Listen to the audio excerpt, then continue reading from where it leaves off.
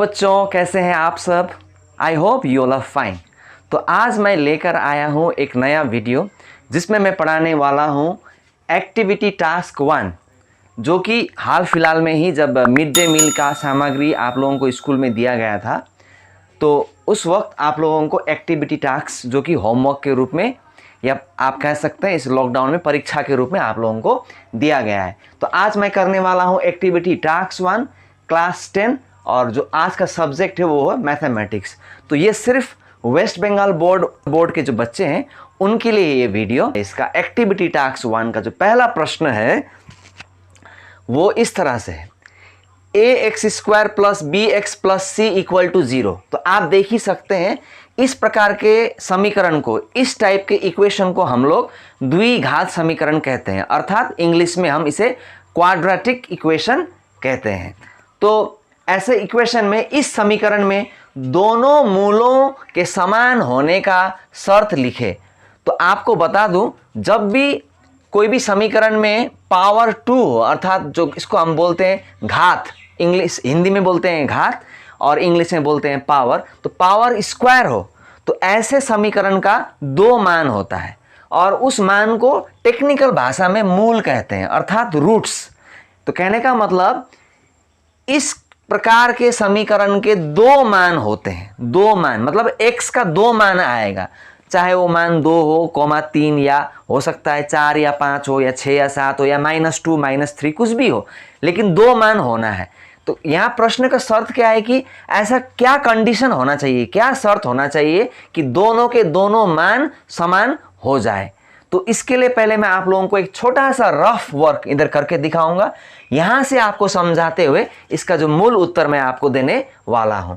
तो आप देख ही सकते हैं ax² plus bx plus c equal to 0, ये एक द्विघात समीकरण है।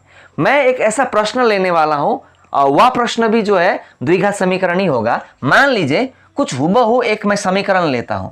मान लीजिए वो समीकरण है x² minus 8x plus 16 equal to 0। तो एक बहुत ही फेमस मैथमेटिशियन जिनका नाम है श्रीधर आचार्य, उन्होंने ऐसे द्विघात समीकरण के मान को निर्णय करने के लिए एक फॉर्मूला का उन्होंने खोज किया है, और उस फॉर्मूला को हम लोग श्रीधर आचार्य फॉर्मूला भी कहते हैं। तो मैं उस फॉर्मूला को लिखने से पहले एक बात बताना चाहूँगा। जैसे यहाँ x² के आगे a है, तो यहाँ x² के आगे कुछ भी नहीं है, अर्थात वहाँ जब कुछ भी ना हो, किसी वेरिएबल के आगे कुछ भी ना हो, तो कहा जाता है वहाँ 1 है। तो अर्थात यहाँ पर क्या है, 1 है। तो a के जगह में कौन है, यहाँ a के जगह में यहाँ 1 है। जैसे यहाँ x² के आगे a है, तो यहाँ x² के आगे कौन है, 1 है। अर्थात हम कह सकते हैं, अगर हम तुलना करें इन दोनों समीकरणों को, तो हम कह सकते हैं कि a का स्थान यहाँ पर 1 का है, अर्थात a बराबर 1।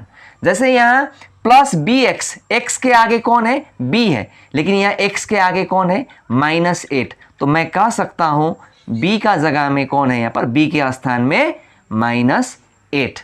और यहाँ c के स्थान में आप देख सकते हैं कौन है, यहाँ पर c के स्थान में 16 है, अर्थात 16 है। तो मैंने इस समीकरण को इस समीकरण के साथ क्या किया, तुलना किया, और तुलना करके a b c के स्थान में जो जो संख्या इस समीकरण में बैठे हैं उसका मान यहाँ लिखा। तो अब आप देख सकते हैं a का मान 1 है इस समीकरण में, b का मान -8 है। अगर माइनस वैल्यू हो तो माइनस लिखना चाहिए और प्लस हो तो नहीं लिखना चाहिए, और c बराबर 16। तो श्रीधर आचार्य ने जो फॉर्मूला जो उन्होंने खोज किया वो फॉर्मूला मैं यहाँ लिखने जा रहा हूँ। तो उस फॉर्मूला का नाम है श्रीधर आचार्य फॉर्मूला, और वहाँ इस तरह से फॉर्मूला लिखना होता है। x बराबर माने x का मान जो होगा उसका फॉर्मूला होगा -b plus minus √b² -4ac, और नीचे जो होगा बाई के नीचे इन डिनोमिनेटर हमको लिखना होगा 2a। इसको कहते हैं अंश वाला हिस्सा, इसे कहते हैं हर वाला हिस्सा, न्यूमरेटर एंड डिनोमिनेटर। तो हम x का मान खोजेंगे। अब यहाँ वैल्यू डालेंगे, जैसे कि माइनस, पहले माइनस लिख लीजिए, फिर देखिए b का वैल्यू क्या है, यहाँ पर v का वैल्यू है -8, तो b के स्थान में आप लिख दीजिए -8। तो ये माइनस फॉर्मूला का माइनस है और ये माइनस जो है ये b के वैल्यू का माइनस है, -8। उसके बाद प्लस माइनस रूट ओवर, और यहाँ b स्क्वायर में आप लिखोगे -8 स्क्वायर। क्यों? क्योंकि b का वैल्यू क्या है, -8, और यहाँ स्क्वायर होने के कारण यहाँ भी मैं क्या लिख रहा हूँ, स्क्वायर। उसके बाद -4 इंटू a का मान आप देख सकते हैं, a का मान 1 है और c का मान आप देख ही सकते हो, c का मान है 16, और नीचे जो है वो है 2a। 2a का मतलब 2 इंटू a का मान, तो a का मान मैं यहाँ डाल देता हूं, तो फिर x का जो मान है वो x का जो मान होगा, अब धीरे धीरे हम आगे बढ़ते हैं। अब देखिए बाहर का माइनस और अंदर का माइनस मिलाकर ये प्लस हो जाएगा, माइनस इंटू माइनस प्लस, और ये सिर्फ रह जाएगी 8, तो यहाँ होगा 8, और यहाँ प्लस माइनस जैसा है वैसा ही, फिर रूट ओवर लगाइए। रूट ओवर लगाने के बाद आप बोल ही सकते हो यहाँ 8 स्क्वायर, मतलब 8 को 2 बार गुना कीजिए आप, मतलब 8 8 64, 8 8 जा 64, और माइनस का स्क्वायर जो है वो प्लस होता है, तो कुल मिलाकर इसका जो रिजल्ट है वो होगा +64। कहने का मतलब हम सिर्फ लिखेंगे यहाँ पर 64, और यहाँ -4 एका 4, और 4 को आप क्या कीजिए, 16 से गुना कीजिए, तो 4 छक्का 24 का, 4 हाथ में 2, 4 एका 4 और 2 हो गया आपका 6। कहने का मतलब 16 4 जा आपका होगा 64। तो आप देख ही सकते हो 8 का स्क्वायर भी 64 है, और 4 गुना 1 गुना 16 का भी आंसर 64 है, और नीचे आपका है 2 एका 2। अब देखिए लगभग हम लोग उत्तर की ओर बढ़ रहे हैं। आप देख ही सकते हो 64 माइनस 64 क्या होगा बच्चों, 0 होगा। तो 64 माइनस 64 का वैल्यू 0 होगा, तो हमारा उत्तर जो है 8 प्लस माइनस 0 हो जाएगा, क्योंकि 0 का रूट ओवर भी क्या होता है, 0 ही होता है। अर्थात 0 में आप रूट लगाइए, 0 में आप कुछ भी गुना कीजिए, उत्तर तो 0 ही होगा। तो 64 माइनस 64 का वैल्यू 0, और रूट ओवर 0 का वैल्यू भी 0, और बाई के नीचे क्या है, 2 है। तो आप देख सकते हो यहाँ x का 2 आंसर आने वाला है। तो आपको क्या करना है, एक बार प्लस लेना है और एक बार आपको माइनस लेना है।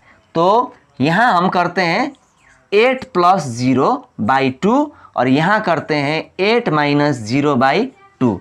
अब आप बोल रहे हो कि आपने क्यों 2 भाग किया, क्योंकि अब वक्त आ गया है ये प्लस और माइनस को अलग करने का। तो प्लस को आगे किया, माइनस को पीछे किया, एक बार 8 प्लस 0 किया और एक बार 8 माइनस 0 किया, और बाई के नीचे 2 तो दोनों में ही सेम ही होगा। तो आप बोल ही सकते हो इसका उत्तर बहुत ही आसान है। अब बताइए आप, 8 प्लस 0 क्या होता है, 8 होता है, और 8 को आप 2 से भाग करोगे तो क्या उत्तर होगा, 2 चौके 8, मतलब 4 होगा। इसका मतलब यहां भी x का मान 4 है, और 8 माइनस 0 क्या होता है, 8 ही होता है। अर्थात 8 में 0 जोड़िए या 8 में 0 घटाइए, 8 तो 8 ही है 0 के साथ, क्योंकि 8 माइनस 0 भी 8 ही है, और 8 को फिर आप 2 से क्या कर रहे हो, भाग कर रहे हो, तो फिर क्या होगा उत्तर, 2 चौके 8, मतलब 4 होगा। तो आपने यहाँ क्या देखा, x के 2 मान आ चुके हैं, क्योंकि मैंने आपको कहा था जब पावर स्क्वायर होगा तो उस समीकरण का जो x का मान होगा, x वेरिएबल का मान 2 होना है, और 2 मान आ चुके हैं, और आप देख सकते हैं दोनों के दोनों मान क्या है, बराबर है। ऐसा नहीं कि हर बार ऐसा होगा।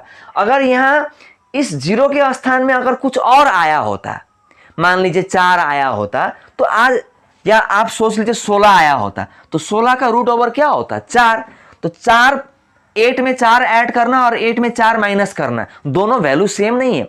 8 में 4 ऐड करने पर 12 होता है, 8 में 4 माइनस करने पर उत्तर होता है 4। तो कहने का मतलब दोनों का मान क्या होता, अलग आता। लेकिन ये क्यों समान आया, क्योंकि यहां 0 होने के कारण। मतलब इस वाले स्थान पर 0 होने के कारण यह घटना हुआ। तो हम बोल सकते हैं बी स्क्वायर माइनस 4ac का जो पूरा मान था, जब हमने मान को लगाया तो अंत में हमारा उत्तर क्या आया?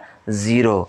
तो अर्थात यही है कि जब बी स्क्वायर माइनस 4ac के स्थान पर 0 आ जाए तो उस समीकरण के दोनों मूल क्या होते हैं? बराबर होते हैं। अब हम बढ़ते हैं प्रश्न की ओर। देखिए, इसे समझाने के लिए मुझे आपको कितना रफ वर्क करना पड़ा, लेकिन ये रफ वर्क इसको आप मत समझिए। ऐसे प्रश्न भी बहुत इंपॉर्टेंट होते हैं, आप ये रफ ही कर रहे हैं लेकिन ये बहुत इंपॉर्टेंट है। तो मैं कह सकता हूं ax² plus bx plus c बराबर 0। इस समीकरण में दोनों मूलों के समान होने का शर्त लिखे। दोनों मूल कब समान होते हैं? दोनों मूल तब समान होते हैं जब बी स्क्वायर माइनस 4ac का मान क्या आ जाए? 0 आ जाए। तो मैं यहां समाधान में अब लिख सकता हूं, ये रफ वर्क था तो मैं यहां लकीर खींच देता हूं और यहां लिखता हूं जब बी स्क्वायर माइनस 4ac बराबर 0, अर्थात बी स्क्वायर माइनस 4ac का मान 0 हो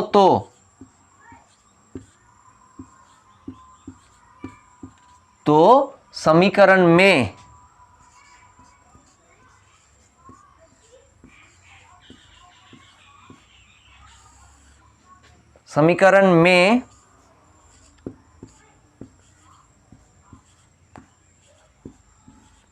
दोनों मूलों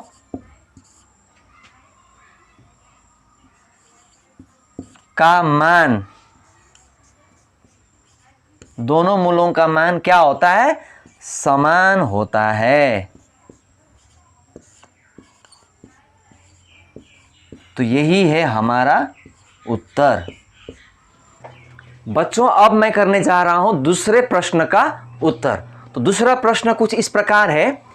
एक वृत्त का अर्धव्यास 10 सेंटीमीटर है, अर्थात कोई भी गोल वस्तु को हम वृत्त कहते हैं और उस वृत्त का अर्धव्यास अर्थात रेडियस 10 सेंटीमीटर है तथा इस वृत्त का एक जीवा की लंबाई 12 सेंटीमीटर है और उसी वृत्त में एक जीवा भी है। जीवा मतलब कोड। अभी मैं आपको इस डायग्राम में जीवा के बारे में अर्थात जीवा के बारे में और अर्धव्यास के बारे में बताने जा रहा हूं।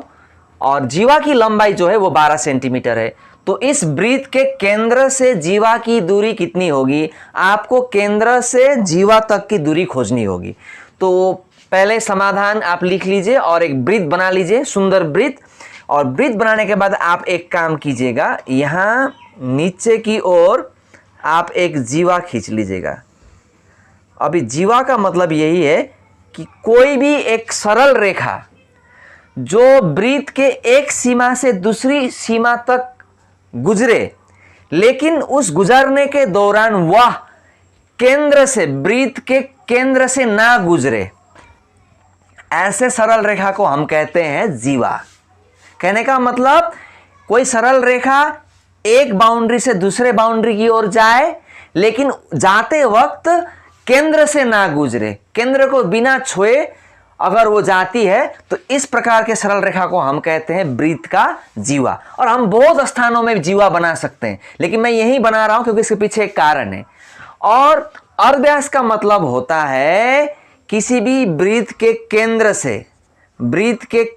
से एक सरल रेखा गुजरे और वो गुजरते वक्त वृत्त के एक सीमा को छुए अर्थात बाउंड्री को आकर टच करे, लेकिन वह केंद्र से ही आना चाहिए। वह सरल रेखा को केंद्र से आते हुए एक बाउंड्री को टच करना है, तो इसे हम कहेंगे अर्धव्यास। अर्थात यहां ये जो निचले वाली रेखा है ये है जीवा और ये जो ऊपर की रेखा है ये है अर्धव्यास। अब आप कहेंगे क्यों आपने सर ऐसा बनाया? क्योंकि ऐसा बनाने के पीछे एक मकसद है। अब आपको पूछा गया है केंद्र से जीवा की दूरी खोजिए। केंद्र तो ये है और जीवा यहां है, तो केंद्र से जीवा की दूरी मतलब कुछ ऐसा एक सीधी रेखा जो आपको केंद्र से जीवा तक बनाना है। अर्थात आपको इसका मान खोजना है। केंद्र से जीवा की दूरी, मतलब यही इसी सरल रेखा का मान आपको खोजना है। तो अब मैं आपको बता रहा हूं मैंने ऐसा जीवा को यहां और अर्धव्यास को यहां क्यों बनाया, क्योंकि ऐसा करने पर यहां एक त्रिभुज की रचना हो रही है और इस त्रिभुज की रचना से मैं अब इसका मान खोज पाऊंगा। लेकिन उससे पहले आपको एक चीज जानना है बच्चों, और वो चीज ये है कि जब भी कोई सरल रेखा केंद्र से किसी जीवा में टकराए या कोई भी सरल रेखा केंद्र से जीवा की ओर जाए तो वह सरल रेखा जीवा को दो बराबर भागों में बांट देती है और जीवा पर लंब होती है। लंब मतलब 90 डिग्री बनाती है। अर्थात ये जीवा जो 12 सेंटीमीटर का था अब ये हो चुका है, होगा 6 सेंटीमीटर और यहां होगा 6 सेंटीमीटर। अर्थात अभी भी 12 सेंटीमीटर है लेकिन दो टुकड़ों में बट गया है। और अर्धव्यास का जो लंबाई है वो है 10 सेंटीमीटर और यहां हम लिखेंगे 10 सेंटीमीटर। तो आप देख सकते हैं, और ये लंब का मतलब होता है दोनों तरफ 90 डिग्री का बनना। यहां भी 90 डिग्री का बनना, बाहर इधर भी 90 डिग्री का बनना। लेकिन बाहर अगर आप लिखते भी हो तो भी चलेगा, नहीं भी लिखते तो भी चलेगा। तो अर्थात यहां 90 डिग्री बनना है और ये 12 सेंटीमीटर 6 सेंटीमीटर हो जाएगी और जो अर्धव्यास है वो 10 सेंटीमीटर ही है। तो अब आपको खोजना है ये लाइन। अर्थात अब ये बन चुका है समकोण त्रिभुज। समकोण त्रिभुज का मतलब ऐसा त्रिभुज जिसका एक कोण 90 डिग्री हो, एक कोण 90 डिग्री हो, तो ऐसे त्रिभुज को हम कहते हैं समकोण। और समकोण त्रिभुज की जो भुजाएं होती हैं, जो साइड्स होते हैं, साइड्स, इसका मान खोजने के लिए एक प्रसिद्ध गणितकार जिनका नाम है पाइथागोरस, उन्होंने एक थ्योरम का रचना किया है जिसे हम पाइथागोरस थ्योरम भी कहते हैं। तो अब पाइथागोरस थ्योरम के अनुसार इसको हम हिंदी में कहते हैं लंब, इंग्लिश में कहते हैं परपेंडिकुलर। तो हम इस लंब का मान खोज सकते हैं। तो आप यहां क्या कीजिए, समकोण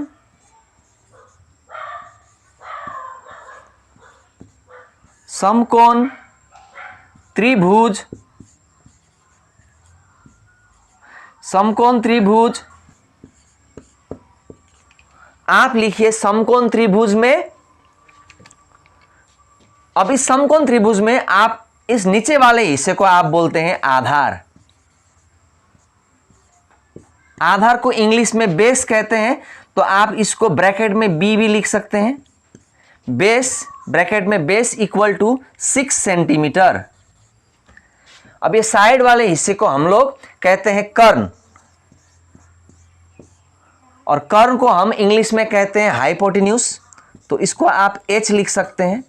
h का मान आप लिख दीजिए 10 सेंटीमीटर। और ये जो खड़ी वाली जो रेखा है, जो सीधी रेखा, इसे हम कहते हैं हिंदी में लंब और इंग्लिश में इसे हम कहते हैं परपेंडिकुलर। और इसका मान हमें पता नहीं, यही हमें खोजना है। तो पाइथागोरस के नियम अनुसार अब हम लंब का मान खोज सकते हैं। तो आप यहां लिखिएगा पाइथागोरस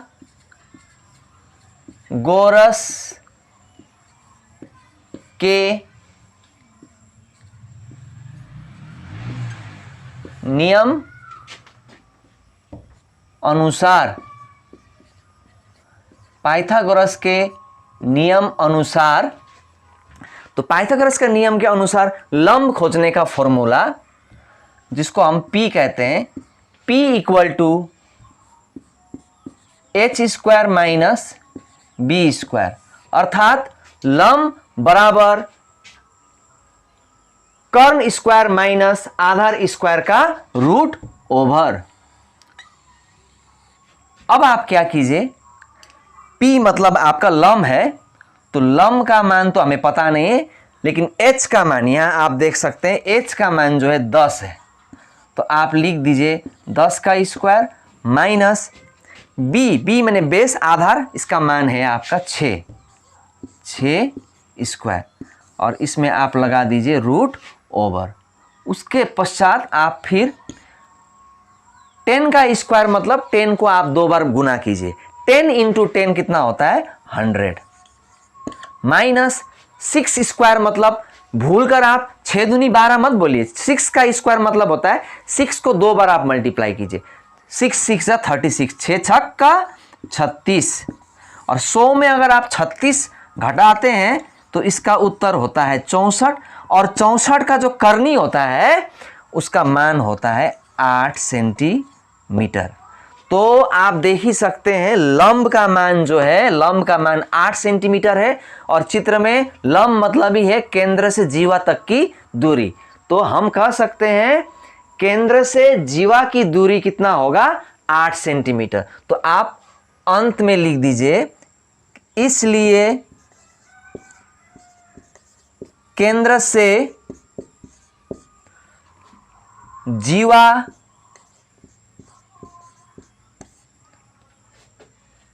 की दूरी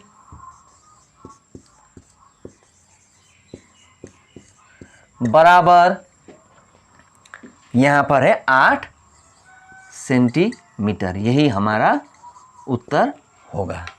तो बच्चों अब करते हैं प्रश्न नंबर 3। तो प्रश्न नंबर 3 कुछ इस प्रकार से है, दो घनों के आयतन का अनुपात 1:8 है, तो दोनों घनों के आधार का क्षेत्रफल का कितना अनुपात होगा। कहने का मतलब दो घन है इस प्रश्न में। घन का मैंने यहाँ आपको चित्र बनाया हुआ है। घन मतलब ऐसी वस्तुएं जिनके 6 तल होते हैं और 6 के 6 तल समान होते हैं, क्योंकि घनों में सभी भुजाएं बराबर होती है। जैसे मैं एक वस्तु आपके सामने लेके आया हूं, जैसे कि ये बॉक्स आप देख सकते हो, इसके 6 तल हैं, 1 2 3 4 और इधर 5 6, तो 6 तल है। लेकिन ये आयताकार घन है क्योंकि इसकी थोड़ी लंबाई जो है वो ज़्यादा बड़ी है। लेकिन जो घन होते हैं, घन में क्या होता है, लंबाई चौड़ाई और ऊंचाई सभी तीनों चीज़ समान होते हैं। जैसे आपने लूडो का जो खेल खेला होगा, तो लूडो में जो आप वस्तु फेंकते हैं और वहाँ जो नंबर लिखे होते हैं, तो उस वस्तु को याद कीजिए, वो एक्चुअली घन है। तो कहने का मतलब घन में सभी भुजाएं जो होती है वो समान होती है, और साथ ही साथ उसके 6 के 6 तल समान रूप से दिखाई देते हैं। तो मैंने कुछ ऐसा ही दो घन यहाँ बनाया हुआ है चित्र में। अब आप कहेंगे क्यों आपने दो बनाया, क्योंकि यहाँ दो घनों का आयतन का अनुपात 1:8 है। 1:8 होने का मतलब ये है कि दो घन अलग अलग आकार के हैं, क्योंकि 1 और 8 एक छोटी संख्या है, 8 बड़ी संख्या है। कहने का मतलब एक छोटी घन है तो दूसरी जो है वो बड़ी घन है। तो मैंने क्या किया, यहाँ आप देख सकते हैं कुछ उसी प्रकार का आकार, जिसके 6 तल हैं, 1 2 3 4, और उसके बाद आप उधर पिछले वाला हिस्सा और आगे वाला हिस्सा, इस तरह से आप सोचिए 6 तल हैं। तो इसके सभी भुजाएं, मान लीजिए इसकी लंबाई, इसकी चौड़ाई, इसकी ऊंचाई सब L है। मैंने आप जो भुजा की लंबाई है आप उसको A मान सकते हैं, आप उसको S मान सकते हैं, लेकिन मैंने इसे L मान दिया। तो छोटी के लिए छोटी L और बड़ी घन के लिए बड़ी L, भुजा की लंबाई बड़ी L। तो यहां मैंने लिखा समाधान में, माना कि छोटी घन के भुजाओं की लंबाई छोटी L इकाई में इसलिए लिखा क्योंकि किसी भी चीज के लंबाई के लिए हमें उसका इकाई लिखना होता है, जैसे सेंटीमीटर, किलोमीटर, मीटर। तो यहाँ कुछ भी इकाई नहीं दिया गया है, इसलिए मैंने अपने आप इकाई शब्द जोड़ दिया। और माना कि बड़ी घन के भुजाओं की लंबाई बड़ी घन के लिए बड़ी L का मैंने यहाँ इस्तेमाल किया, बड़ी L इकाई। तो आपको क्या करना है, अब दोनों घनों के आयतन का अनुपात दिया गया है, तो प्रश्न अनुसार आपको लिखना है, प्रश्न अनुसार दोनों घनों के आयतन का अनुपात दिया गया है। तो आप क्या कीजिए, दोनों घन का आयतन, आपको घन के आयतन का जो फॉर्मूला है उसे आपको पता होना पड़ेगा। एक्चुअली घन का जो आयतन होता है वो होता है भुजा क्यूब अर्थात भुजा के ऊपर हम क्या लगा देते हैं, क्यूब लगा देते हैं। तो यहाँ तो पहली घन का जो भुजा है वो L है, तो मैं क्या कर दूंगा यहाँ L क्यूब इस टू, और जो बड़ी घन है वो बड़ी घन का जो भुजा है उसका मान है बड़ी L और उसका आयतन होगा बड़ी L क्यूब। तो दोनों का अनुपात दिया गया है 1:8। तो अब मैं क्या करूंगा बच्चों, मैं इस अनुपात को बटे के रूप में लिखूंगा, मतलब बाय लगा दूंगा, क्योंकि अनुपात को हम बाय लिख सकते हैं। बड़ी L क्यूब छोटी L क्यूब बाय बड़ी L क्यूब इक्वल टू 1/8। अब हम क्या करेंगे, इस दोनों क्यूब को एक स्थान पर लिखेंगे, अर्थात छोटी L बाय बड़ी L ब्रैकेट बंद करके दोनों क्यूब को होल क्यूब लगा के एक जगह लिखेंगे। और मैं आपको बता दूं, यहां आप क्या कीजिए, 1/8 को भी आप क्यूब का रूप दीजिए। क्यूब का रूप मतलब जैसे 1 का ही क्यूब होता है और 8 जो होता है वो 2 का क्यूब होता है, क्योंकि 2 को 3 बार गुना करने से 2 दूना 4, 4 दूना 8, तो 8 जो है 2 का क्यूब होती है, और 1 जो होता है 1 का ही क्यूब होता है। तो इसलिए मैंने इसे क्यूब का रूप दे दिया। तो अगर दोनों साइड क्यूब हो तो आप क्यूब काट कर आप सीधा छोटी L बाई बड़ी L बराबर 1/2 लिख सकते हैं। तो आप ये मान को ऐसे यहाँ रख लीजिएगा, क्योंकि ये आपको दूसरे काम में काम आने वाला है। तो आप फिलहाल मैं थोड़ा इसको मिटाता हूं। आपको यहाँ पूछा गया है तो दोनों घनों के आधार का क्षेत्रफल कितना होगा। अच्छा, मैं आपको बता दूं, जो घन का आधार मतलब जो निचला वाला हिस्सा होता है, मान लीजिए मैं इसको यहाँ रखता हूं, तो आधार किसको कहते हैं, जो निचला वाला हिस्सा है उसे हम आधार कहते हैं। तो अगर आप घन का निचले वाला हिस्सा देखेंगे तो वह एक वर्ग है। वर्ग मतलब ऐसा एक वस्तु जिसके चारों भुजाएं समान होती है, तो वर्ग कहते हैं। जैसे हम कहते हैं वर्गाकार जमीन। वर्गाकार जमीन का मतलब क्या है कि 4 कोना 4 भुजा है, लेकिन चारों के चारों भुजा क्या है, समान है। तो कहने का मतलब घन का जो आधार होता है, घन का आधार जो होता है वो वर्ग होता है। तो कहने का मतलब हमें वर्ग का क्षेत्रफल खोजना है। और तो जो मैंने 2 घन यहां जो मैंने अभी बनाए हुए थे, पहले घन का भी जो आधार है वो वर्ग है, और दूसरे घन जो बड़े घन का भी आधार जो है वर्ग है। बस फर्क इतना ही है कि दोनों के भुजा की लंबाई अलग अलग है, और जिसको हम लोगों ने छोटी L और बड़ी L के रूप में लिखा है। तो अब हम क्या करेंगे, अब हम जाएंगे क्षेत्रफल की ओर। तो आप क्या लिखोगे यहाँ, क्षेत्रफल का जो फॉर्मूला होता है वो होता है भुजा स्क्वायर। भुजा स्क्वायर मतलब वर्ग के क्षेत्रफल को हमको लिखना है। तो मैं यहाँ लिखूंगा छोटी घन के आधार का क्षेत्रफल बाई बड़ी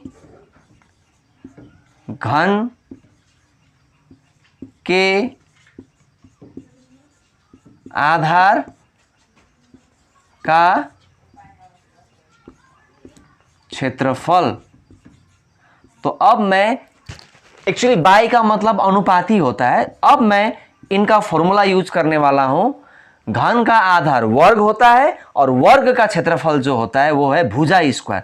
और यहाँ छोटे घन का भुजा का मान है छोटी L, तो मैं यहाँ छोटी L में क्या लगा दूंगा, स्क्वायर। और बड़ी घन के भुजा की लंबाई बड़ी L है, तो मैं इसमें लगा दूंगा बड़ी L स्क्वायर, क्योंकि आधार मतलब वर्ग होता है। अब मैं क्या करूंगा, दोनों L का स्क्वायर एक जगह कर दूंगा, छोटी L बाई बड़ी L, और इसको मैं कर दूंगा स्क्वायर एक स्थान पर।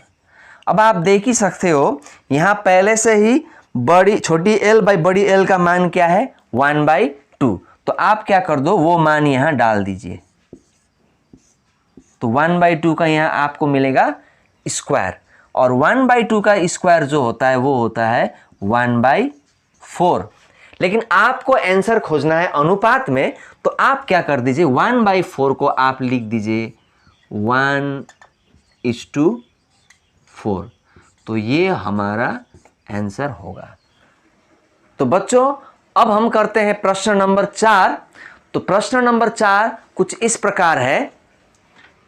400 रुपये का 2 वर्षों का समूल चक्रवृद्धि अर्थात मिश्रधन 441 रुपया होता है, तो वार्षिक चक्रवृद्धि ब्याज दर कितना होगा। तो ये आपका कंपाउंड इंटरेस्ट समूल चक्रवृद्धि ब्याज दर ब्याज पाठ से आपको ये प्रश्न पूछा गया है। पहले तो आपको कुछ चीज़ समझने होंगे। जैसे मान लीजिए बच्चों, आप बैंक में जाते हो, बैंक में जाकर आप 500 रुपया बैंक में जमा करते हो, 500 रुपये, और आप देख रहे हो कि 2 वर्षों के बाद आप 2 वर्षों के बाद फिर बैंक जाते हो, तो आपका 500 रुपया मान लीजिए 600 रुपया हो चुका है। कहने का मतलब आप रखे थे 500 रुपया, आपका पैसा हो गया है 600 रुपया, अर्थात आपका कितना वृद्धि हुआ, आपका 100 रुपया का वृद्धि यहाँ आप देख सकते हैं। तो जो इस पाठ का जो भाषा है उस भाषा के हिसाब से आपको कहने होंगे 500 रुपया जो है वो मूलधन है। 500 रुपया क्या है आपका मूलधन। मूलधन को इंग्लिश में प्रिंसिपल कहते हैं, तो इसे हम पी कहते हैं। तो 500 रुपया मूलधन हुआ। ये जो 2 वर्षों का समय था इसे हम टाइम कहेंगे। टाइम समय, समय को चक्रवृद्धि ब्याज पाठ में छोटे n द्वारा प्रदर्शित किया जाता है। और जो 600 रुपया है वो 500 रुपया बढ़कर 600 हो गया, इसे ही हम कहते हैं मिश्रधन या समूल चक्रवृद्धि। तो मिश्रधन को हम लोग अमाउंट कहते हैं ए। और जो 100 रुपया का जो आपका वृद्धि हुआ है 500 से 600 रुपया, मतलब 500 तो आपका ही है, लेकिन बैंक ने आपको 600 रुपया जो एक्स्ट्रा दिए हुए हैं इसे हम कहते हैं ब्याज, जिसको हम कहते हैं इंटरेस्ट और सिंपल इंटरेस्ट कहते हैं। एक होता है सिंपल इंटरेस्ट, एक होता है कंपाउंड इंटरेस्ट, लेकिन ये कंपाउंड इंटरेस्ट पार्ट है। इसका मतलब ब्याज का भी ब्याज मिलता है, तो इसको हम लोग कहते हैं CI कंपाउंड इंटरेस्ट। तो अब ऐसा ही प्रश्न यहां पूछा गया है, तो आप क्या कीजिए, आपको जिस तरह मैंने वहां रफ में भी समझाया कुछ उसी तरह। इसका मतलब क्या है, 400 रुपया बैंक में रखा गया था और वो मिश्रधन के रूप में कुल पैसा 441 रुपया हो गया, अर्थात तो यहां P जो है मूलधन वो 400 रुपया है। उसके बाद 400 जो 41 रुपया है ये आपका है समूल चक्रवृद्धि अर्थात मिश्रधन अमाउंट जो है 441 रुपया। और ये 400 रुपया को 441 होने में लगे हैं 2 वर्ष। तो कहने का मतलब टाइम n जो होगा वो होगा number of years n, number n 2 वर्ष। और आपको खोजने होंगे वार्षिक चक्रवृद्धि ब्याज दर। वार्षिक चक्रवृद्धि ब्याज दर मतलब रेट, आपको खोजना होगा रेट। तो आपको ये 3 चीज दिए हुए हैं, आपको खोजना है रेट। तो मैं इसको मिटाता हूं और मैं आपको अब एक फॉर्मूला बताने वाला हूं जो कि इस पाठ का बहुत ही प्रसिद्ध फॉर्मूला है, जिसमें कहा जाता है, फॉर्मूला कुछ इस प्रकार है, अमाउंट दैट इज मिश्रधन इक्वल टू मूलधन P 1 plus bracket open 1 plus ब्याज दर R बाई 100 और टू द पावर n का मतलब number of years that is वर्ष समय। तो n जो है ऊपर लिखना है। अब आप क्या कीजिए, आप जितने भी वैल्यू जहां जहां दिए गए हैं आप वहां लगाते जाइए। यहां a का वैल्यू दिया है इसलिए मैंने यहां एक एरो चिन्ह इस्तेमाल किया। आप यहां या भी लिख सकते हैं, या आप यहां तक कि और भी लिख सकते हैं। तो a का वैल्यू जो है वो है 441 रुपया और जो मूलधन है वो है 400 रुपया, और 1 प्लस आर का मान नहीं दिया गया है इसलिए आर को आर ही लिखिए, और ऐसे घटना होने के लिए जो समय था वो 2 वर्ष लग गए, तो मैं यहाँ लिखता हूँ 2। तो आप एक काम कर सकते हो, इसके बाद आप इंटरचेंज कर दो, क्योंकि आर का मान खोजना हो तो आर को बाईं तरफ होना होता है, लेकिन यहाँ आर दाईं तरफ है, तो आर को आप बाईं तरफ लाइए। तो उसके लिए क्या कीजिए आप, ये 401 plus r by 100 to the power square equal to 441। आप क्या कर दीजिए, अदला बदली कर दीजिए, अर्थात दाईं ओर के जितने संख्या है उसे बाईं ओर लाइए और बाईं ओर की संख्या को दाईं ओर ले जाइए, क्योंकि आपको आर का मान खोजना है और आर को बाईं ओर होना होता है। अब इसके पश्चात हम क्या करेंगे, जो है ये 400 जो रुपया है 400, ये ब्रैकेट के बाहर है, मतलब ये गुना होकर यहाँ बैठी है। तो इस संख्या को आप क्या कीजिए, उधर ले जाइए। तो जब कोई गुना वाला वस्तु बाएं से दाईं ओर जाती है तो ये भाग हो जाती है। तो आप क्या कीजिए, 1 प्लस आर बाई 100 और ऊपर लिख दीजिए स्क्वायर, और ये 400 को आप 441 के साथ क्या कर दीजिए, भाग कर दीजिए। अब उसके पश्चात आपको क्या करना है, 1 प्लस आर बाई 100 कीजिए। अब यहाँ का स्क्वायर आप हटा दीजिए। अब जब भी कोई बाईं तरफ का स्क्वायर हटा दिया जाए, पावर स्क्वायर हटा दिया जाए, तो दाईं ओर स्क्वायर रूट आ जाती है। स्क्वायर रूट अर्थात जब आप बाएं तरफ स्क्वायर हटाते हैं तो दाईं ओर आपको स्क्वायर रूट मिल जाता है। तो अब आप क्या कीजिए, 1 प्लस आर बाई 100 लिखिए। अब आपको पता होना होगा 441 का रूट ओवर का आंसर क्या होगा, तो इसका आंसर होता है आपका 21, और 400 का रूट ओवर जो है वो होता है 20। तो इसके लिए आप कुछ इस तरह रफ में इस तरह से राइट करके आप इसका आंसर खोज सकते हैं, और जैसे कि या आप इसको भाग पद्धति से भी आप खोज सकते हैं।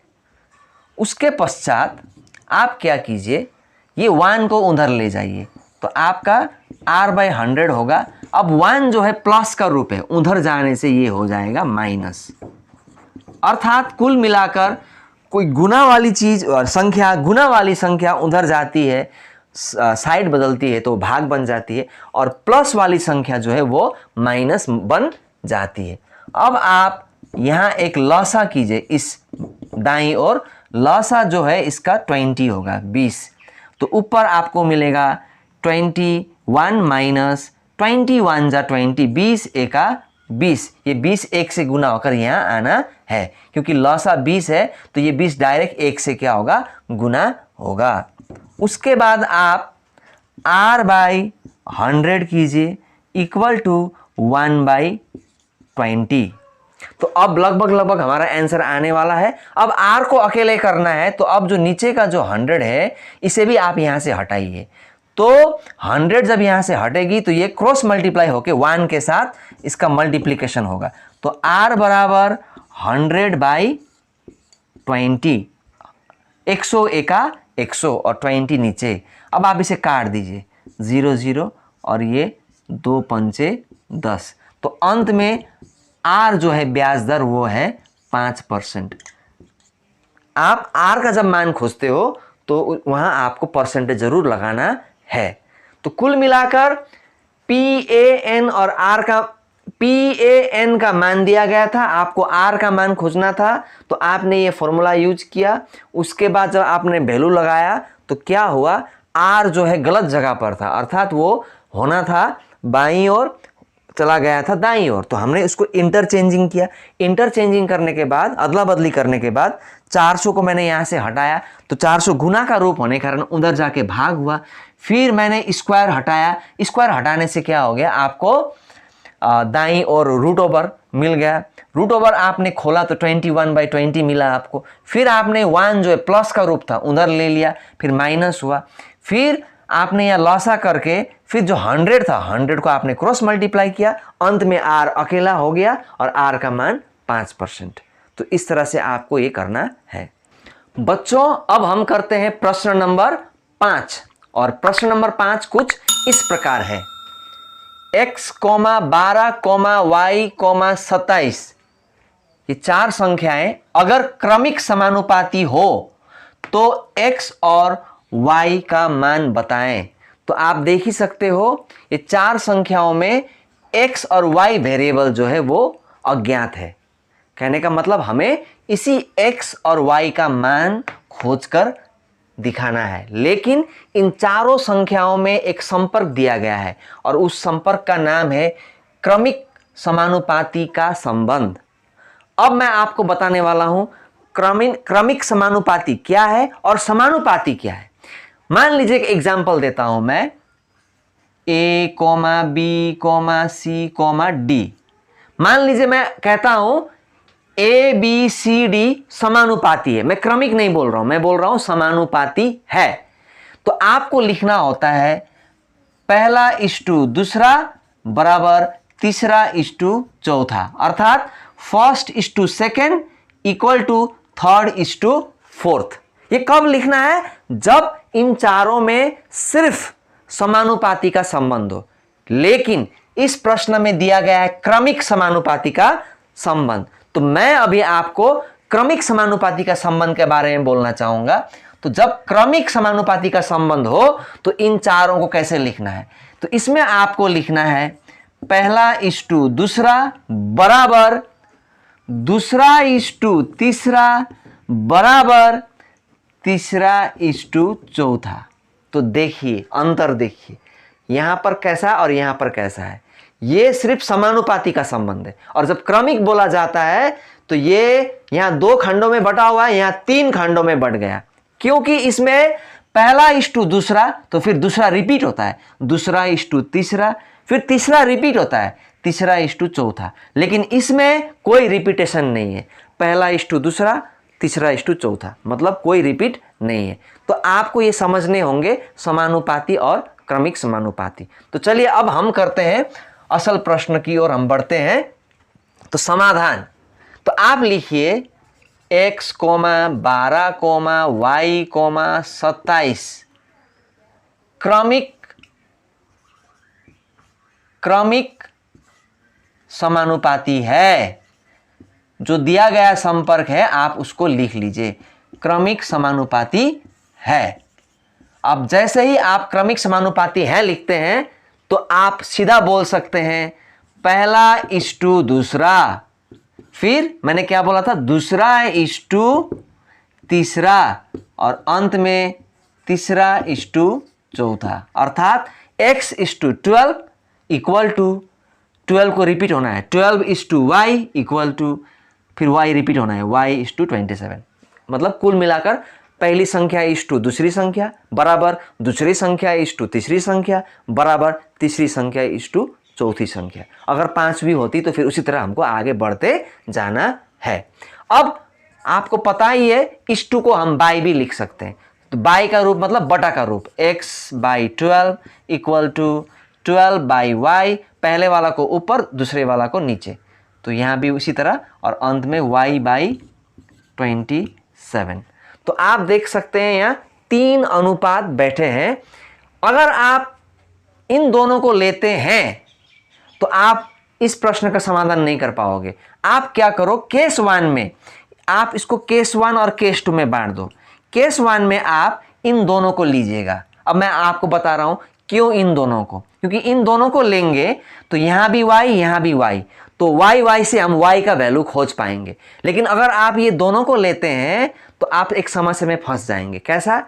यहाँ x ये भी अज्ञात और यहाँ y ये भी अज्ञात, तो एक ही चीज में दो अज्ञात हो जाएंगे तो उसका उत्तर आने वाला नहीं है। लेकिन इन दोनों को लेने से क्या फायदा हो रहा है, दोनों में y है, दोनों y मतलब एक ही चीज है वो, इसलिए एक अज्ञात से आप खोज सकते हैं। तो मैं लेने वाला हूं इन दोनों को फर्स्ट, अर्थात 12/y बराबर y/27। अर्थात यहाँ कुछ कॉमन सेंस भी आपको लगाना है। तो केस 1 में आप क्या कीजिए, y और y को गुना कर दीजिए, तो इसका परिणाम होगा वो होगा y²। और 27 और 12 को भी आप गुना कीजिए या ऐसे ही लिख दीजिए 12 गुना 27। इस तरह से भी आप लिख सकते हैं। उसके पश्चात आप क्या कीजिए, आप y² बराबर, आप इसका दो काम कर सकते हैं। आप 12 और 27 को गुना करके एक बड़ा संख्या कर दीजिए, या आप इनको आप फैक्टराइज कीजिए, गुणनखंड कीजिए। दोनों ही आपके पास ऑप्शन है। उसके बाद आप क्या कीजिए, y बराबर लिखिए। अब आपने यहाँ स्क्वायर हटाया है। जब आप बाईं ओर स्क्वायर हटाते हो तो दाईं ओर आपको रूट ओवर मिलते हैं। तो आप क्या कीजिए, इधर रूट ओवर लगा दीजिए। जो भी संख्या था 2 × 2 × 3 × 3 × इसके ऊपर क्या लगा दीजिए आप, रूट ओवर। अर्थात ये स्क्वायर हटाने के कारण आपको बाईं तरफ, स्क्वायर हटाने के कारण आपको दाईं तरफ रूट ओवर मिलता है। और आप उसके पश्चात क्या कीजिए, मैं कुछ इस तरह से लाइन खींच देता हूं और यहां मैं लिखता हूं y बराबर, अब कोई भी संख्या रूट के अंदर हो तो जोड़ा में से एक बाहर निकलना है। जैसे आप देख सकते हो ये दोनों जोड़ा में है, तो 2 2 में 1 2 बाहर निकलना है। अब फिर ये 2 3 है, तो ये 2 3 में 1 3 बाहर निकलना है। और इन 2 3 में फिर ये 1 3 बाहर निकलना है। अर्थात आधी संख्याएं निकल जाएंगी, आधी संख्या रूट ओवर के साथ समाप्त हो जाएंगे। तो अंत में हमारा जो उत्तर है y बराबर 3 दूना 6, 6 तिया 18। तो y का आंसर आ चुका है। अब हम करते हैं केस 2। केस 2 में अब हम क्या करने वाले हैं, केस 2 में हम लेंगे अगला हिस्सा। और वो अगला हिस्सा कौन सा है, मैंने पहले हिस्सा में इन दोनों को लिया था। अब केस 2 में मैं लूंगा इन दोनों को, क्योंकि अब y का मान आ चुका है तो अब x का मान भी बड़ी आसानी से हम पा सकते हैं। तो केस 2 में अभी हमारा जो पहला और दूसरा हिस्सा जो है x/12 बराबर 12/y। अब आप क्या कीजिए, x/12 बराबर 12/y का वैल्यू अब भी मुझे हमने यह पता किया है 18। आप इसको लिख दीजिए। उसके बाद आप x का मान खोजना चाहते हो, x को अकेले कर दीजिए और ये 12 जो है आपका यहाँ 12 × 12 क्रॉस मल्टीप्लाई, इन दोनों का क्रॉस मल्टीप्लाई होकर ये दोनों एक साथ आ जाएंगे और 18 जो है नीचे। अब आप काट सकते हो, इसको सिंप्लीफाई कर सकते हो। आप 6 से काटो, 6 दूना 12 और ये 6 तिया 18 और इसे 3 और ये 3 चौके 12, तो कुल मिलाकर 4 दूना 8। तो अंत में आप देख सकते हो 4 दूना 8 जो है हमारा x का आंसर। तो y का आंसर 18 है, x का आंसर 8 है। बच्चों अब हम करते हैं प्रश्न नंबर 6। प्रश्न नंबर 6 कुछ इस प्रकार है। एक वृत्त का केंद्र O है, O हो और उसका व्यास AB हो। C अगर वृत्त पर अवस्थित एक बिंदु हो तथा एंगल OBC बराबर 60 डिग्री हो, तो एंगल OCA बराबर कितना होगा। अभी देखिए मैंने प्रश्न तो पढ़ दिए, लेकिन आपको शायद कुछ समझ में नहीं आया। तो मैं अभी इस प्रश्न को इस डायग्राम के माध्यम से आपको, इस चित्र के माध्यम से आपको समझाने वाला हूं। तो समाधान लिखना है तो आप एक सुंदर वृत्त बना लीजिएगा, उसके बाद प्रश्न पढ़िएगा। एक वृत्त का केंद्र O, केंद्र मतलब बीच का बिंदु जो है, वृत्त का जो बीच का मध्य बिंदु, उसे केंद्र O लिखना है। O लिख दीजिए आप। और उसका व्यास AB हो। व्यास का मतलब होता है जब एक सीमा रेखा से कोई सरल रेखा दूसरी सीमा रेखा तक गुजरे और उस गुजरते वक्त यदि केंद्र से होते हुए जाए तो ऐसी सरल रेखा को हम व्यास कहते हैं। तो आप देख सकते हैं इस सीमा रेखा से अगले सीमा रेखा तक ये जो सरल रेखा है O से, केंद्र से होते हुए गुजरते हुए जा रही है, अर्थात AB को हम कहेंगे व्यास। तो व्यास का नाम AB लिखना था, तो AB हमने लिख दिया। उसके बाद C अगर वृत्त पर अवस्थित एक बिंदु हो, इस वृत्त पर कोई एक स्थान पर C बोलकर एक बिंदु अवस्थित है। तो मान लीजिए मैंने वो बिंदु यहाँ रखा, आप अगर यहाँ रखना चाहते हैं तो भी नो प्रॉब्लम, यहाँ रख सकते हैं आप। कोई नीचे रखना चाहते तो वो भी ठीक है, लेकिन नीचे रखने से क्या समस्या होगा, चित्र उल्टा बन जाएगा, जिसके चलते थोड़ा समाधान करने में आपको तकलीफ होगा। तो आप ऊपर ही रखिए, कहीं भी रखिए। तो मैंने यहाँ इस स्थान पर बिंदु C रखा है। अभी आगे जो प्रश्न है, एंगल OBC बराबर 60 डिग्री। एंगल OBC, जब भी आपको OBC बोला जाए तो आपको O से शुरू करना है, C में ख़त्म करना है, लेकिन जो बीच का बिंदु होता है वहीं उसका एंगल लिखना है। तो O से शुरू किए, B से होते हुए C में जा रही, तो कहने का मतलब इस एंगल का नाम 60 डिग्री है। इस एंगल का नाम 60 डिग्री, यहाँ आप बना दीजिए 60 डिग्री। तो एंगल OBC 60 डिग्री मतलब B पर 60 डिग्री है। तो आपको खोजना है OCA। OCA का मान आपको खोजना है, मतलब OCA मतलब बीच का जो बिंदु है उसका नाम है C, तो आपको C खोजना है, अर्थात इस एंगल को आपको खोजना है। ये जो एंगल है ये प्रश्न चिन्ह है, OCA, पूरा C नहीं, इधर वाला जो C है OCA, इस C को आपको खोजना है। तो आशा करता हूं आप लोगों को प्रश्न समझ में आया होगा। अब हमें कैसे करना है, हम उस दिशा में बढ़ेंगे। तो सबसे पहले आप क्या कीजिए, इस त्रिभुज को लीजिए। अब ये एक त्रिभुज दो त्रिभुज बन चुका है। पहले त्रिभुज, अगर बड़ा त्रिभुज लेंगे तो इसका नाम होगा ABC, लेकिन अगर आप दो छोटे छोटे त्रिभुज लेंगे, छोटे छोटे त्रिभुज लेंगे तो उसका नाम होगा OBC और OAC। ये एक और दोनों को मिलाकर बड़ा सा त्रिभुज। तो पहले मैं लूंगा ये छोटा त्रिभुज, तो आप लिखिए यहां त्रिभुज OBC में,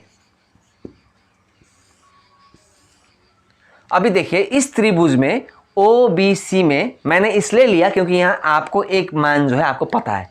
अगर आप यहां लेंगे तो कुछ भी हमें पता नहीं है, इसलिए हमें इस त्रिभुज से शुरू करना है।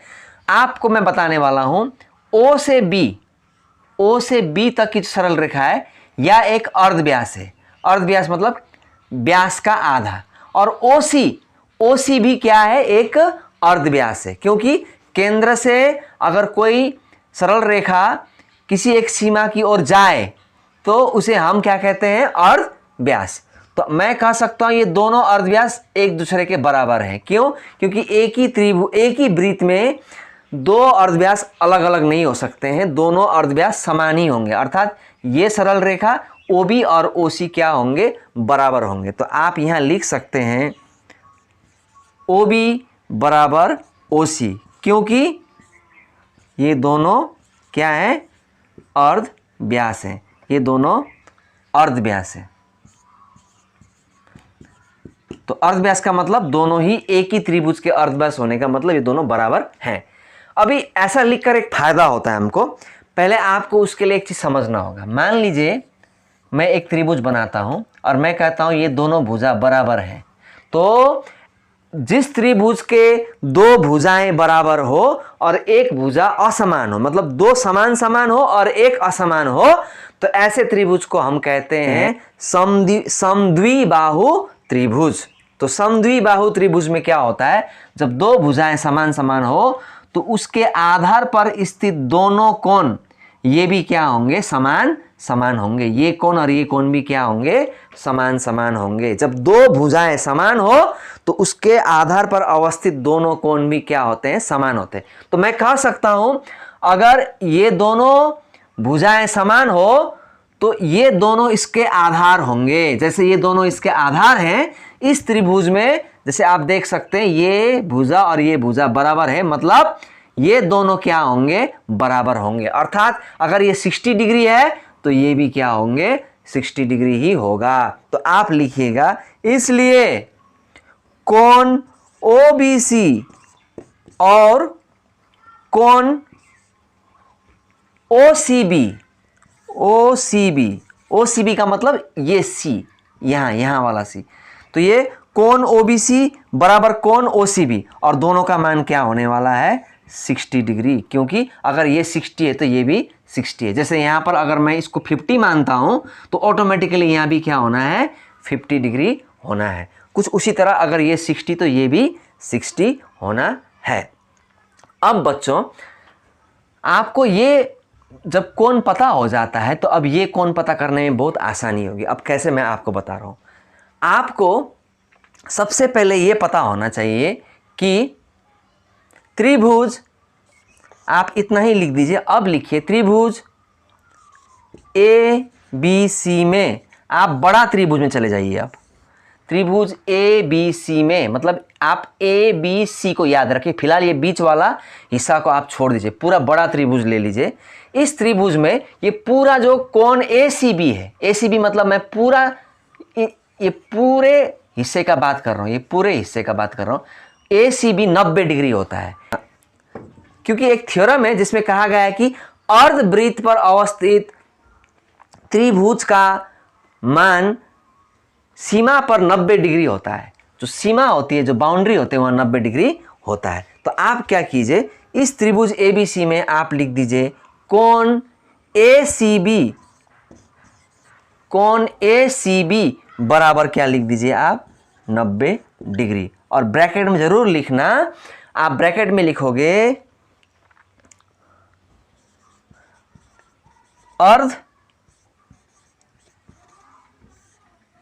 अर्धवृत्त पर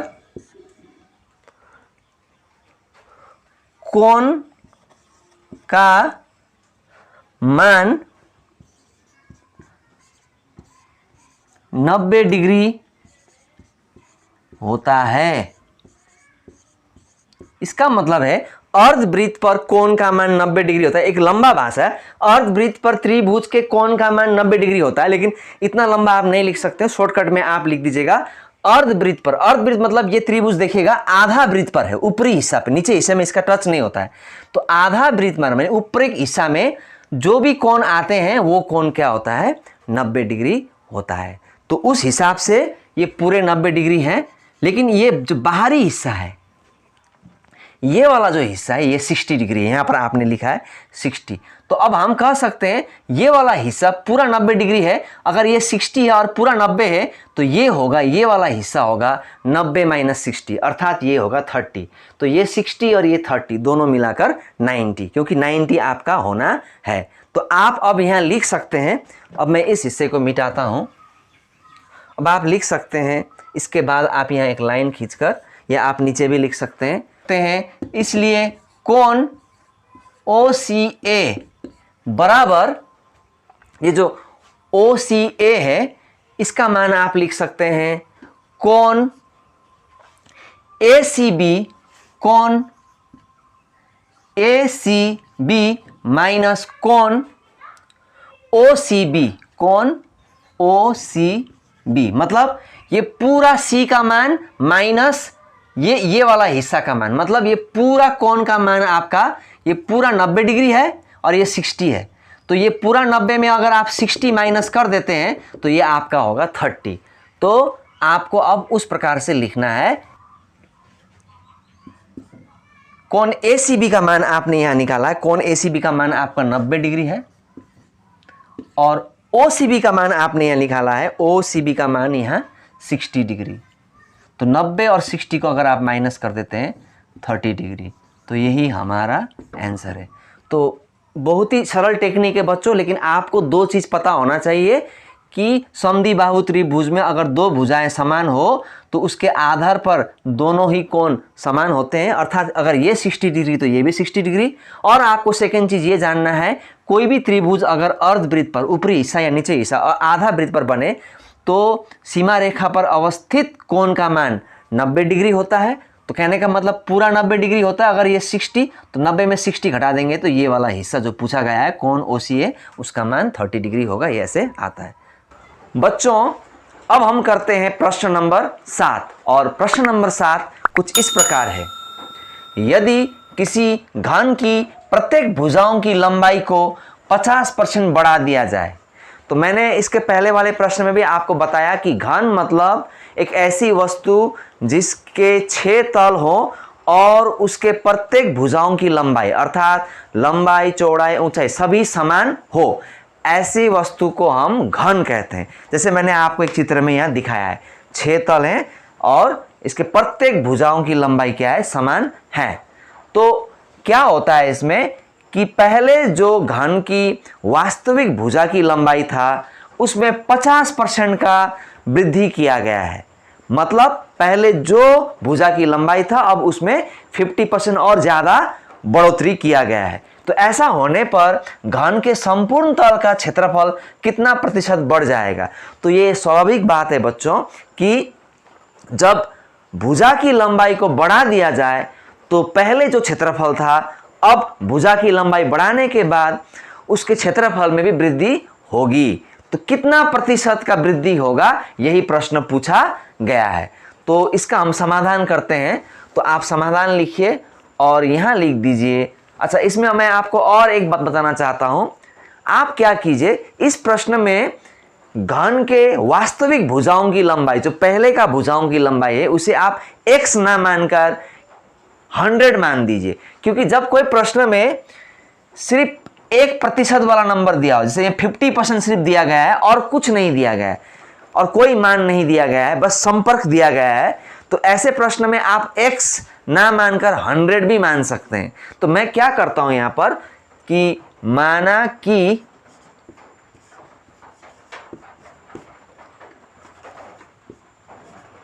घन के वास्तविक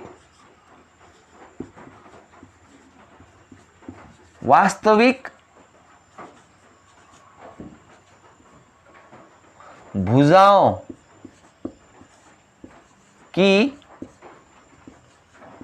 लंबाई बराबर 100 इकाई मान दीजिए। यहां x ना मानकर आप क्या मान दीजिए, 100 इकाई। इकाई इसलिए क्योंकि किसी भी संख्या को उसके इकाई द्वारा प्रदर्शित करना होता है, सेंटीमीटर, मीटर, लेकिन यहाँ कुछ नहीं दिया गया इसलिए मैं यहाँ फिर इकाई लिख रहा हूँ। तो आप 100 मान लीजिए, इसमें x मत मानिए।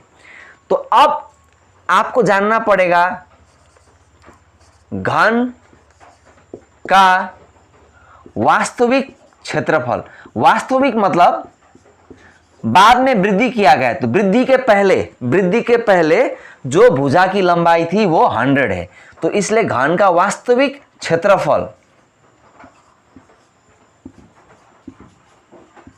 बराबर, एक्चुअली घन का क्षेत्रफल का जो फॉर्मूला है वो है 6 गुना भुजा स्क्वायर, 6 गुना भुजा स्क्वायर।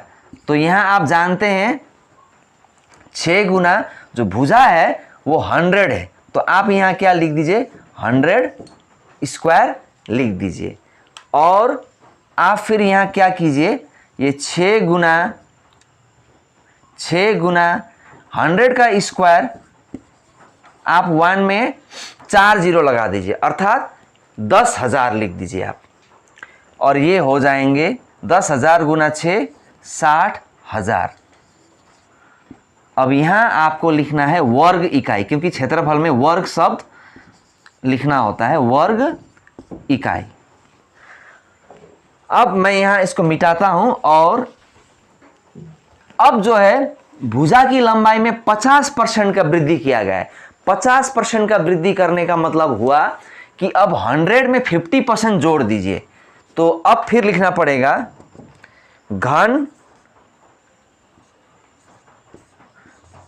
के नए लिख सकते हैं, क्योंकि अब ये 50% बढ़ जाने के बाद जो भुजा है वो नया बन जाता है, बढ़ जाता है। तो नए भुजाओं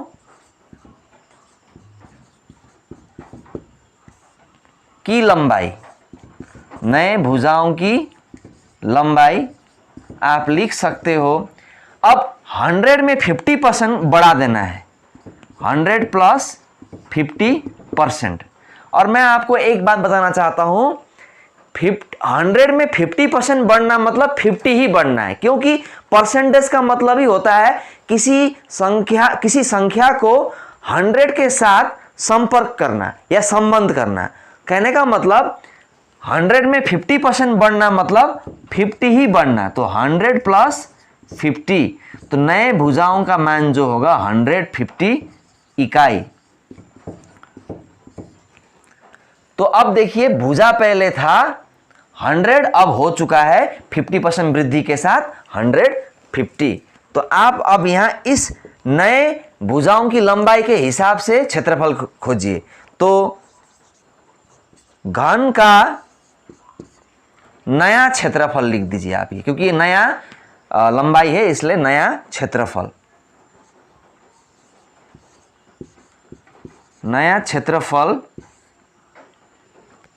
बराबर फॉर्मूला वही होगा 6 गुना भुजा स्क्वायर।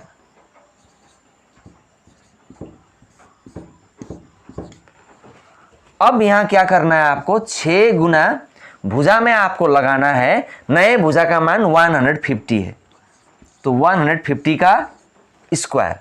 और जब आप 6 गुना 150 का स्क्वायर करते हैं तो इसका मान होता है 22500। आप क्या कीजिए, रफ में 150 को 150 से गुना कर लीजिए तो आपका जो फाइनल रिजल्ट होगा वो होगा 22,500। और आप इसको 6 से गुना कर देते हैं तो इसका आंसर होता है 600 600 6 पंचे 30, हाथ में 3, 6 दूना 12 और 3 15 और हाथ में 1, 6 दूना 12 और 1 13। और यहां आप लिख दीजिए वर्ग इकाई।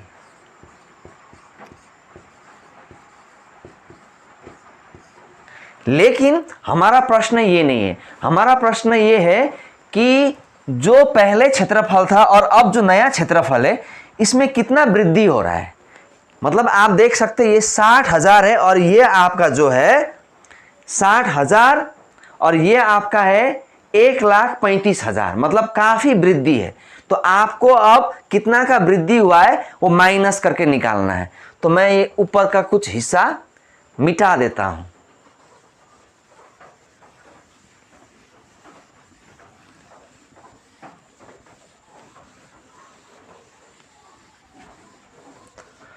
तो आपको यहां लिखना है इसलिए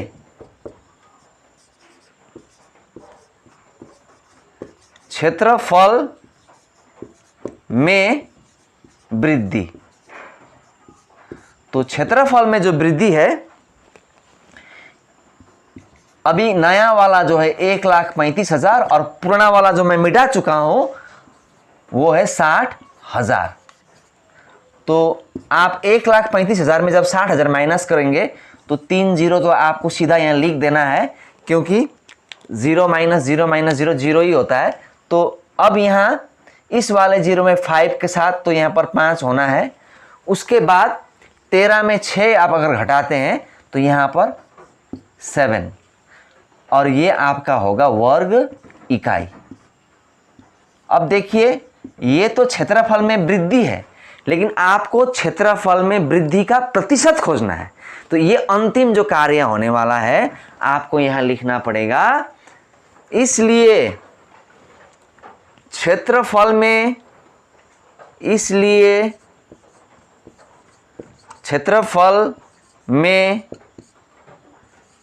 वृद्धि का प्रतिशत, जो वृद्धि हुआ है उसका प्रतिशत जो होगा, अब आप जानते हो कितने का वृद्धि हुआ है, 75,000 का वृद्धि हुआ है। 75,000 का वृद्धि हुआ है। पहले कितना था, पहले क्षेत्रफल था 60,000। तो 75,000 का वृद्धि हुआ 60,000 से, 60,000 में से, और उसको आप 100 से गुना कर दोगे तो प्रतिशत निकल जाएगा, क्योंकि प्रतिशत निकालने के लिए 100 से गुना करना ही होता है। तो आप ये 2 जीरो इस तरह से काट दीजिए और यहाँ का 2 जीरो इससे भी आप काट सकते हैं। और आप अब क्या कीजिए, मैं ये वाला हिस्सा मिटा देता हूँ और आप यहाँ 750 को 6 से भाग करना है। तो आप इसको काट दीजिए, 6 का 6, फिर ये 15 हो जाएगा, 6 दूना 12, हाथ में 3 और 6 पंचे 30, अर्थात 125% का जो है क्षेत्रफल में वृद्धि हो गया। ये हमारा आंसर है। 60,000 वर्ग इकाई पुराना वाला क्षेत्रफल, 1,35,000 नया क्षेत्रफल, अर्थात क्षेत्रफल में वृद्धि जो हुआ 75,000 का तो उसका जो प्रतिशत निकालेंगे तो वृद्धि जो है 75,000 कितना में से 60,000 में से, और प्रतिशत निकालने के लिए 100 से गुना, और जब हम इसको सिंप्लीफाई करते हैं तो 125% हमारा आंसर। बच्चों अब हम करते हैं एक्टिविटी टास्क का अंतिम प्रश्न अथवा प्रश्न नंबर 8। तो प्रश्न नंबर 8 कुछ इस प्रकार है, समाधान करें bracket open 2x + 1 bracket close plus 3/2x + 1 = 4।